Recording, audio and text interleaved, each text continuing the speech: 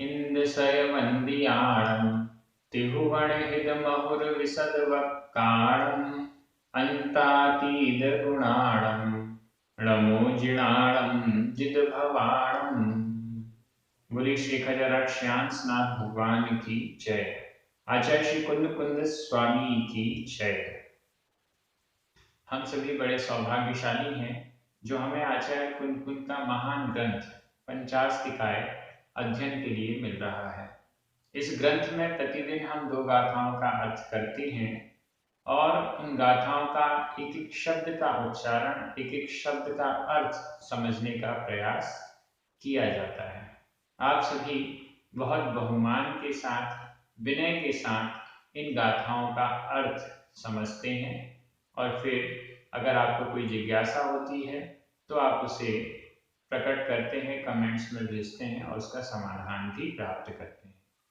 चलिए आज हम प्रारंभ करेंगे। आज 2 गाथाओं का अध्ययन किया जाएगा, गाथा क्रमांक 71 और 72। ये दोनों गाथाएं बहुत सरल हैं। जीवास्तिकाय का प्रकरण चल रहा है। जीवास्तिकाय के प्रकरण की अंतिम गाथाओं में से हैं ये। बहुत सरल तरीके से जीवास्तिकाय का उपसंहार किया जा रहा है। चलिए प्रारंभ करते हैं। गाथा क्रमांक 71।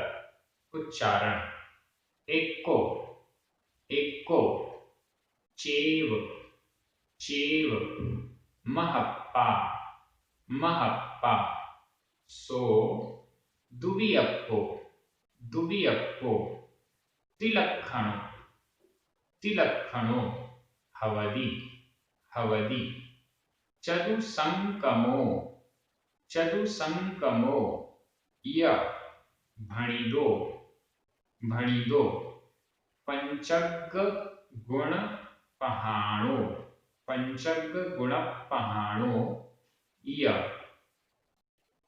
एक्को चेव महप्पा एक्को चेव महप्पा सो दुवियप्पो तिलक्षणो हवदि सो दुवियप्पो तिलक्षणो हवदि चतुसंकमो य भणिदो चतुसंकमो य भणिदो पंचग गुण पहाणो य पंचग गुण पहाणो य।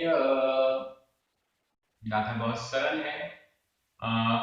अक्सर ऐसा वर्णन आता है कि ये जिस भी चीज का वर्णन हो रहा है वो 1 है, 2 है, 3 है, 4 है, तो उसी प्रकार से ये जो 2 गाथाएं हैं इनमें 1 से लेकर 10 की संख्या में विशेषता बताते हुए जीव का वर्णन उपसंहार के रूप में किया गया है। तो सबसे पहले एक्को चेव महप्पा। यहाँ इस गाथा में जीवो शब्द नहीं है, अगली गाथा में जीवो शब्द दिया गया है। जीव एक्को एक है, चेव यानी ही, एक्को चेव एक ही है, हवदि होता है, हवदि लास्ट में दिया गया है, हवदि होता है। जीवो जीव एक्को चेव हवदि, जीव एक ही हवदि होता है। कैसा एक होता है? महप्पा महप्पा।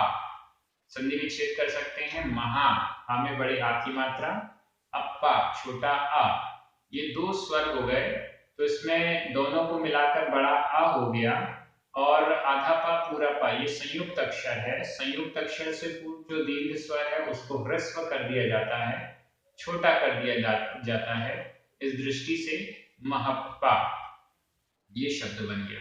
महाआत्मा, महात्मा की दृष्टि से, एक आत्मा की दृष्टि से, सभी आत्म द्रव्य का एक अस्तित्व, समूह रूप से एक अस्तित्व स्वीकार करने से एक्को चेव महप्पा, एक ही महाआत्मा है, ऐसा आचार्य कुंद कुंद स्वामी कह रहे हैं। एक आत्मा एक है, इसका तात्पर्य यह नहीं है कि जैसे अन्य मतावलंबी कहते हैं कि एक ही ब्रह्मा है और द्वितीय दूसरा कोई नहीं है, सभी जीव उस ब्रह्मा के ही अंश हैं। इस प्रकार का वर्णन यहाँ पर नहीं है। यहाँ तो ये कहा जा रहा है जैसे अलग अलग सुनार की दुकान में, सुनार ज्वेलर्स वाले की दुकान में बहुत सारे ज्वेल्स, बहुत सारे स्वर्ण के आभूषण बहुत सारे हैं, लेकिन क्या कहा जाता है उनको समूह रूप से स्वर्ण, सोना, ये सोना है, ऐसा कहा जाता है। उसी प्रकार से अनंत, अनंतानंत आत्माएं हैं, उनमें शुद्ध भी हैं, संसारी भी हैं, सबको मिलाकर एक जीव, जीव समूह रूप से एक है, ऐसा कह दिया जाता है। इसका ये बिल्कुल तात्पर्य ना लगाया जाए कि एक ही ईश्वर है, उसके सभी अंश हैं, ऐसा कोई भी अंश अंशी भाव जैन दर्शन में स्वीकार नहीं किया गया है। समूह रूप से हम भारतवासी हैं, समूह रूप से हम मनुष्य हैं, समूह रूप से हम जीव हैं, ऐसा कहा गया है। तो यहाँ पर महाप्पा का अर्थ एक ही महात्मा है, एक ही महान आत्मा है, या एक ही आत्मा है, ऐसा एक रूप समूह की दृष्टि से कहा गया है। उसको हमें ऐसा ही समझना चाहिए। दो क्या है? सो दुबियप्पो, सो यानी वह जीव, दुबियप्पो, दो बियप्पो विकल्प वाला है। अब जो जीव महाआत्मा एक रूप है, एक सत्ता वाला है, एक समान संग्रहण से कहा गया, उसको ही व्यवहार से दुबियप्पो, दो विकल्प वाला है, दो भेद वाला है, दो अलग अलग प्रकार का है, संसारी और मुक्त, या भव्य और अभव्य, और भी कई प्रकार से दो दो भेद जैसे भी किए जा सकते हैं, वो दो प्रकार का है। ये बात हो गई। तिलक्षणों, तिलक्षणों, ती यानी तीन, लक्षणों लक्षण, तीन लक्षण वाला वह जीव तीन लक्षण वाला है। तीन लक्षण कौन कौन से? उत्पाद, व्यय, द्रव्य, इन तीन लक्षणों वाला है। या द्रव्य, गुण, पर्याय, इन तीन लक्षणों वाला है। या सम्यक दर्शन, सम्यक ज्ञान, सम्यक चारित्र, इन तीन लक्षणों वाला है। या और भी कोई तीन लक्षण होते हो तो उसको भी हम यहाँ पर ले सकते हैं। ये जीव कैसा है? तीन लक्षणों वाला है, अवधि होता है। आगे चतु संकमो, चतु, चतु चार संक्रमण वाला है। संक्रमण, संक्रमण का मतलब होता है भटकना। चार गतियों में संक्रमण करने वाला है। चतु यानी चार गतियों में इधर उधर, एक से दूसरे, दूसरे से तीसरे, इसको कहते हैं संक्रमण, स्थानांतरित। चार गतियों में संक्रमण करने वाला है। चार गतियां, देव गति, मनुष्य गति, त्रियंश गति, नरक गति, इन चार गतियों में भटकने वाला है, संक्रमण करने वाला है। एकदम सरल गाथा है आज की। यह और भणिदो कहा गया, भणिदो कहा गया, भणिदो ये आप लास्ट में भी लगा सकते हैं, एकदम लास्ट में लगा दीजिए। होता है ऐसा भणिदो कहा गया। पंचग गुण पहाड़ो, य और पंचग गुण पहाड़ो, पंच अग संधि विच्छेद कर लीजिए। पंच, च में छोटा अ, अग का छोटा अ, दोनों मिलकर बड़ा आ हुआ, लेकिन आधा का पूरा का ये संयुक्त अक्षर है, इसलिए पूर्व स्वर का दीर्घ स्वर का ह्रस्व हो गया, बड़े स्वर का छोटा स्वर हो गया, वापस वो छोटा आ हो गया। पंच यानी पांच, अग्र गुण, अग्र गुण, प्रधान गुण, पांच प्रधान गुणों से सहित वह जीव पांच अग्र गुणों से संपन्न है, सहित है। पांच अग्र गुण पहले भी बताए गए हैं गाथा में, एकदम सेम यही शब्द आया हुआ है, पंच अग्र गुण पहाड़ो। वहां भी औदयिक भाव, औपशमिक भाव, छायिक भाव, छायोपशमिक भाव और पारिणामिक भाव, इन 5 भावों की चर्चा की गई थी। इन 5 भावों से सहित वह जीव हवदी होता है, भणिदो कहा गया है। ऊपर की लाइन में हवदी लगा दीजिए, नीचे की लाइन में भणिदो लगा दीजिए और हमारी पूरी गाथा का अर्थ हो गया। इसमें जो व्याकरण के कुछ शब्द हैं, सभी में तथमा विभक्ति का एक वचन है। एक को, महप्पा, सो, द्वितीयपो, तिलक्षणो, चतुसंकमो, भणिदो, पंचक गुणपाणो, सभी में तथमा विभक्ति का एक वचन है। और ये सभी शब्द अगली गाथा में जो जीवो आया है उसके विशेषण के रूप में यहाँ पर आए हुए हैं। हवदी, यह इसका अर्थ होता है यह वर्तमान काल अन्य पुरुष एक वचन का क्रिया रूप है। भणिदो, यह भूतकालिक कृदंत है, इसका अर्थ है कहा गया और बाकी सब सामान्य है। अगली गाथा में चलते हैं। गाथा क्रमांक 72 उच्चारण। छक्का वक्कम जुत्तो, छक्का वक्कम जुत्तो। यहां पर थोड़ा सा आपको प्रॉब्लम हो रही होगी। वक्क आधा का पूरा का, वक्क मजुत्तो भी कर सकते हैं, लेकिन मजुत्तो यदि बोलेंगे तो अयुक्त ऐसा अर्थ निकल जाएगा, वह पद को नहीं निकालना है। इस दृष्टि से इसका उच्चारण आएगा छक्का वक्कम जुत्तो, छक्का वक्कम जुत्तो, ऐसा हमें बोलना पड़ेगा। यहाँ पर छक्का वक्कम मा पूरा है और फिर उसके बाद जुत्तो शब्द है, तो म का उच्चारण पूरा आए, इसका अपन को ध्यान देना। छक्का वक्कम, छक्का वक्कम जुत्तो, उपजुत्तो, उपजुत्तो, सत्त भंग सद्भावो, सद्भावो, अट्ठासवो, अट्ठासवो, नवट्ठो, नवट्ठो, आधा ट ठ ओ की मात्रा, नवट्ठो, जीवो, दह ठाणियो, ठाणियो, भणियो, भणियो, छक्का वक्कम जुत्तो, छक्का वक्कम जुत्तो, उपजुत्तो सत्तभंग सद्भावो, उपजुत्तो सत्तभंग सद्भावो, अट्ठासवो नवट्ठो, अट्ठासवो नवट्ठो, जीवो दह ठाणियो, भणियो, जीवो दह ठाणियो, भणियो। थोड़ा सा उच्चारण में कठिनाई हो रही होगी, लेकिन अर्थ बेहद सरल है। कैसा है? जीवो, जीव, यह जीव कैसा है? 5 तक तो हो गया था, अब छक्क 6, छक्का वक्कम जुत्तो, संधि विच्छेद कर लीजिए, छक्क का में छोटा अ, अवक्कम, अवक्कम छोटा अ, दोनों मिलकर बड़ा आ हो गया।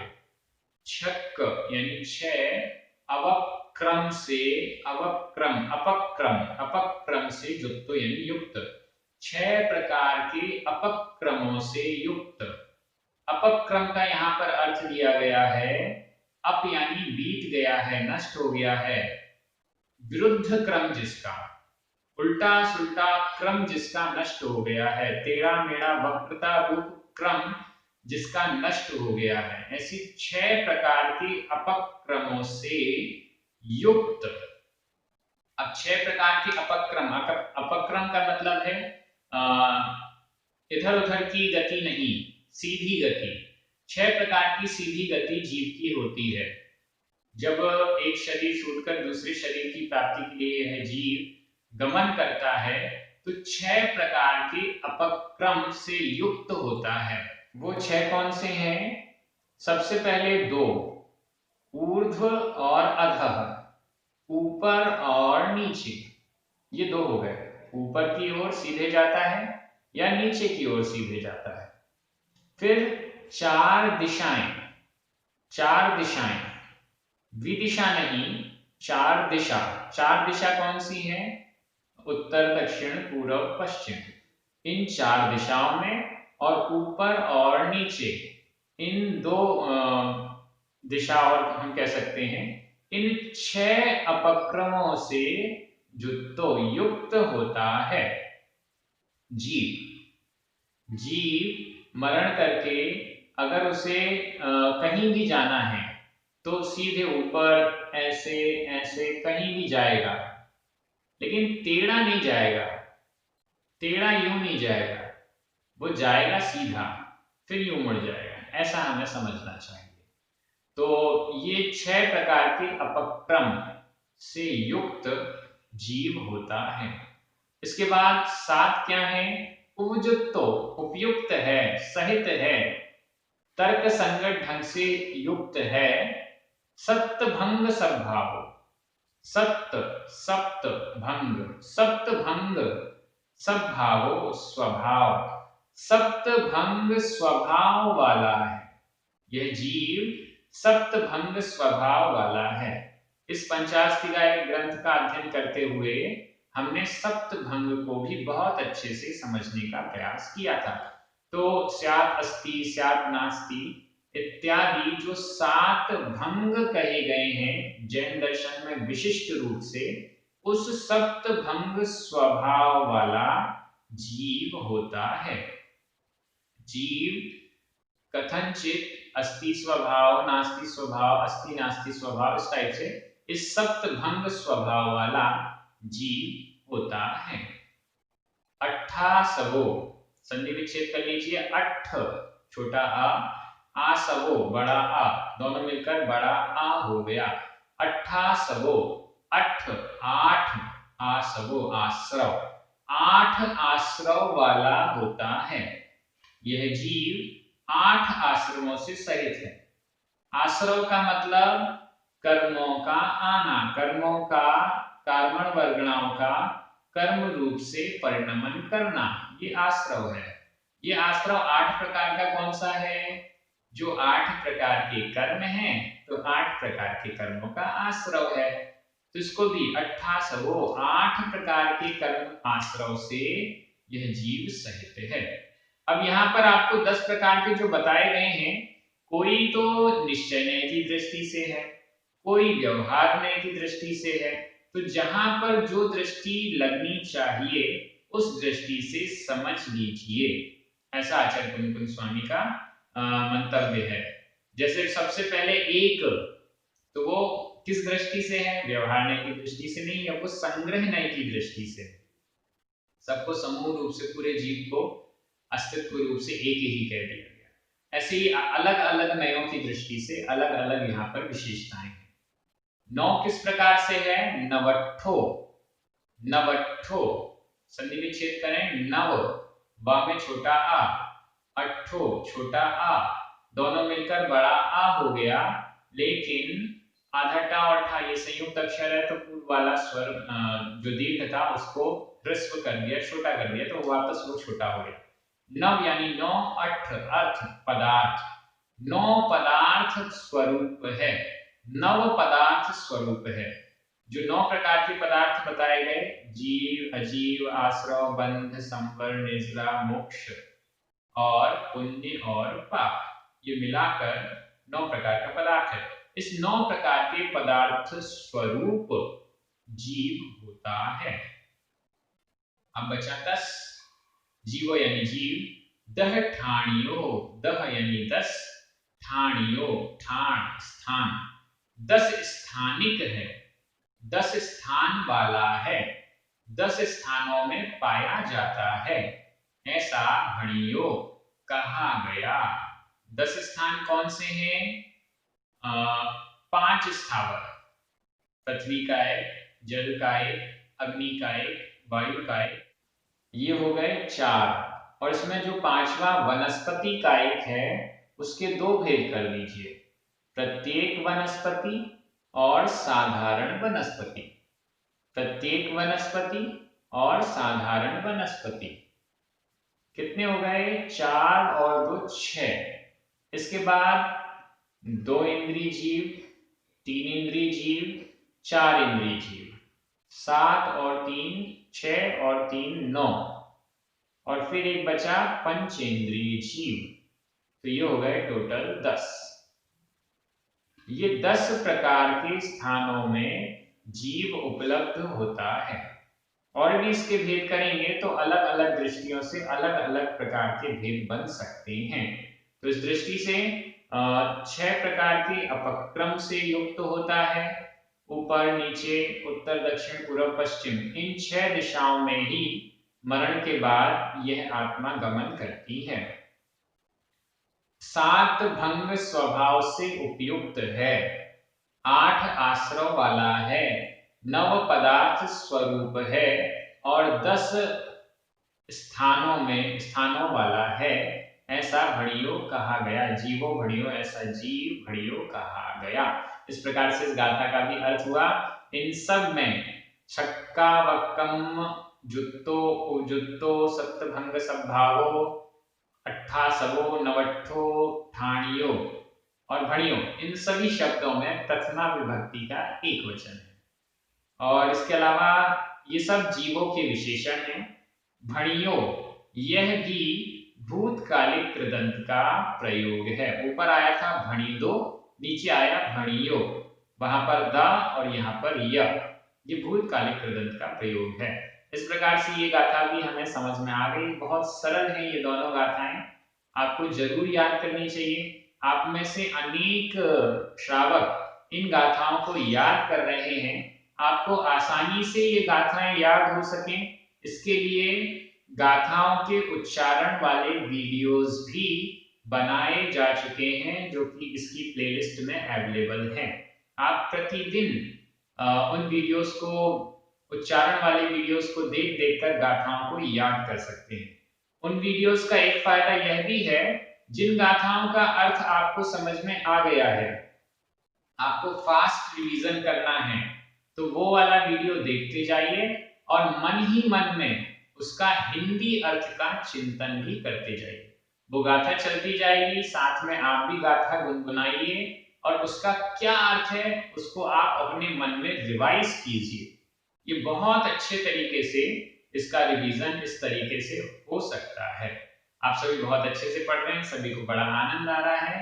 सभी को बहुत बहुत धन्यवाद। जय जिनेंद्र, जिनके पुण्यार्जन से ये वीडियोस यूट्यूब पर परमानेंट हो रहे हैं, उनको भी बहुत बहुत धन्यवाद।